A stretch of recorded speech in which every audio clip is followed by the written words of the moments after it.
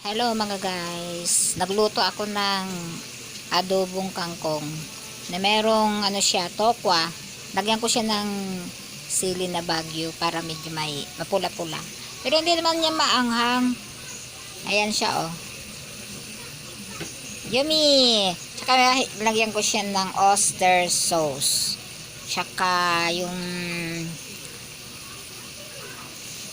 cubes, hipon.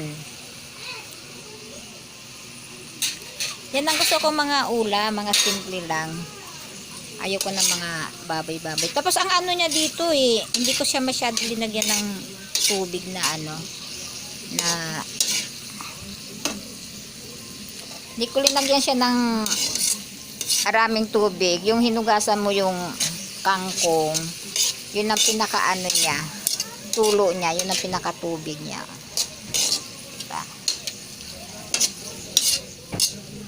Pag sino may gusto, try. Lalo sa mga matataas ang mga uric acid. Tamang-tama to diet. Sarap siya, oh. Yummy! Yummy!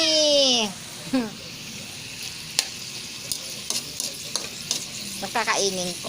Minsan kasi nagbabaon ako yan sa sa salon. Mas gusto yun ng mga preni-preni ko. Tsaka alam nila na hindi ako mahilig sa mga baboy or manok. Pero nakain naman ako, pero hindi yung kain talaga, yung tikim-tikim lang talaga ako. In fairness, tikim lang talaga ako. Kasi mahirap nang magkasakit. Tsaka 'di ba 63 na ako, 30 pa ako. Ayoko kasi yung mga ganon. Gusto ko yan, mga ganon gulay. 'Di ba?